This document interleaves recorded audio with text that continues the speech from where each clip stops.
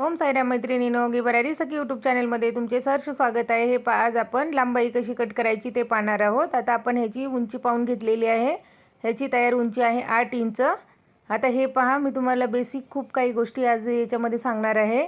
जेव्हा आपण बाही कट करतो त्यावेळेस आपल्याला अस्तरचा कपडा आहे तो पुरत नाही। पहा, मोठ्या साईजचं जेव्हा आपण ब्लाऊज शिवतो त्यावेळेस तेव्हा काय करायचं, आपल्याला जशी अस्तरची घडी असते ती उघडून घ्यायची आहे आणि ज्या साईडला पहा व्यवस्थित फिनिशिंग दिलेलं जी बाजू असते आणि एक कट असते, जी फिनिशिंग दिलेली बाजू आहे त्या बाजूने आपल्याला खोलून घडी टाकून घ्यायची आहे। दाखवल्याप्रमाणे पहा, व्यवस्थित अशी घडी टाकून घ्यायची आहे। अशा पद्धतीने पहा, एकदम त्याचा चौरस करून घ्यायचा, डबल फोल्डमध्ये करून घ्यायची।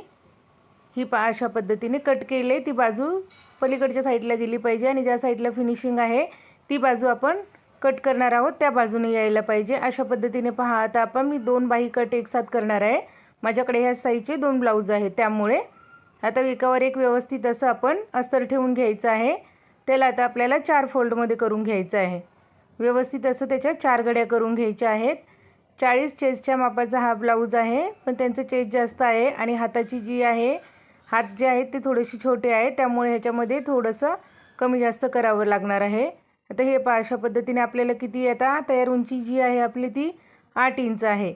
आपल्याला किती घ्यायची आहे, प्लस 1 इंच करून घ्यायचं आहे, म्हणजे किती 9 इंच घ्यायची आहे। हे पहा, अशा पद्धतीने आपण 9 इंचावरती व्यवस्थित असं मार्क करून घेतलेलं आहे। पहा, आपल्याला आता बाईची जी कटिंग असते ती कशा पद्धतीने करायची असते पहा। ज्यावेळेस आपण बाई कटिंग करतो त्यावेळेस आपल्याला छातीचा चौथा भाग प्लस अर्धा इंच घ्यायचं असते। ही एक मेथड झाली। आता छाती आहे आपली 10 इंच प्लस आपण त्यामध्ये अर्धा इंच ॲड केलेला आहे, म्हणजे झाली 10.5 इंच। आणि दुसरी पद्धत असते म्हणजे मुंड्यामध्ये जेवढी मुंड्यामध्ये बाईची फिटिंग असते प्लस त्यामध्ये आपल्याला 1 इंच ॲड करून घ्यायचं असतं। अशा 2 पद्धतीने जी बाई आहे ती कट केली जाते, लॉंग असो किंवा शॉर्ट असो, अशा पद्धतीने कट करायची असते। आता 10.5 इंचावरती आपण सरळ असं मार्क करून घेतलं। आता ह्याची आपल्याला मुंडा खोली जी आहे ती किती द्यायची, आपल्याला इथे 3.5 इंचावरती। जेव्हा तुम्ही 6 इंचाच्या वरती जेव्हा आपण बाही कट करू त्यावेळेस आपल्याला 3.5 इंचावरती मुंडा खोली देऊन घ्यायची आहे। आपण फिटिंगची मार्जिन जी आहे ती 1.5 इंच ठेवलेली आहे, त्यामुळे सरळ 1.5 इंच असं सरळ रेषेमध्ये यायचं आहे। आणि हे पहा, मिडलच्या साईडला इथे आपल्याला 2 इंच जेचं आहे तो पोर्शन सरळच ठेवायचा आहे। आणि अशा पद्धतीने पहा, 1.5 इंच आणि इथे जे आहे 2 इंच घेतले, हे अंतर आपल्याला जोडून घ्यायचं आहे।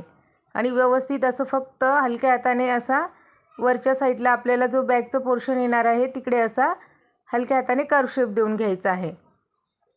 फिश कटचा मध्ये असा आकार झाला पाहिजे फिशसारखा।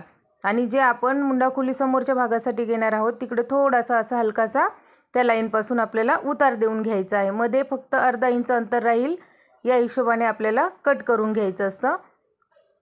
हे पहा, आता वरच्या साईडला 10.5 इंच घेतलं आपण, तर इकडे आपण 9.5 फिटिंग त्या हिशोबाने 9.5 वरती ठेवून करू शकतो। पण आपण इकडे 9.5 घेणार नाही आहेत, कारण त्यांची 5.5 इंचाचीच हाताची फिटिंग आहे। हाताची साईज थोडी छोटी आहे, त्यामुळे पहा इकडे मी नंतर 8 इंचावरतीच कट केलेलं आहे। 9 इंचही त्यांच्यासाठी खूप जास्त होणार होतं, त्यामुळे मी 8 इंचावरती फिटिंग घेतली। इकडे खालच्या साईडला 8 इंचावरती मार्क करून असं कट करून घेतलेलं आहे। चेस्ट साईज जास्त आहे आणि हाताची साईज छोटी आहे, त्यामुळे 8 इंच जे आहे ते त्यांना भरपूर आहे। हे पहा, अशा हिशोबाने व्यवस्थित असं आपल्याला क्रॉसमध्ये मार्क करून घ्यायचं आहे। लॉंग स्लीव्ज असल्यामुळे 8 इंच भरपूर झालं। 5.5 ते 6 इंचावरती जास्तीत जास्त फिटिंग येऊ शकते, त्यापेक्षा जास्त येत नाही। त्यामुळे अशा पद्धतीने आपण 8 इंचावरती मार्क करून घेतलेला आहे। आणि पहिले वरचा साईडचा जो आहे आपला बॅकचा जो पोर्शन आहे तो स्लीवचा कट करून घ्यायचा व्यवस्थित। खालच्या साईडने जिथे आपण 8 इंचावरती 8 ते 10.5 इंच असं जे अंतर आपण मोजून घेतलेलं होतं ते व्यवस्थित असं कट करून घ्यायचं।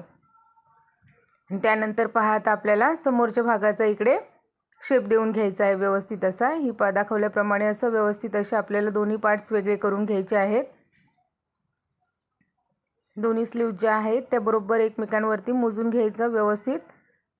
4 पदर या साईडला आणि 4 पदर त्या साईडला यायला पाहिजे, अशा हिशोबाने बरोबर असं करून घेतलेलं आहे। मी डबल कट करत आहे, 2 स्लीव्ज एकसाथ कट करत आहे, त्यामुळे जरा व्यवस्थित मला ॲडजस्ट करून घ्यावं लागलेलं आहे। तुम्ही सिंगलच कट करा, नवीन असाल तर सिंगलच कट करून घ्यायचं। त्यानंतर हे पहा, आपण आता हा फ्रंटचा पोर्शन कट करणार आहोत। फ्रंट साईडला अर्धा ते पाव इंच एवढंच अंतर घ्यायचं आहे, जास्त घ्यायचं नाही. जर कोणाच्या इथे चुना येत असतील समोरच्या भागासाठी तर तिकडे तुम्ही पाऊण इंचावरती कट करू शकता, नाहीतर अर्धा इंच भरपूर आहे. अर्धा इंच बरोबर अंतर व्यवस्थित होतं.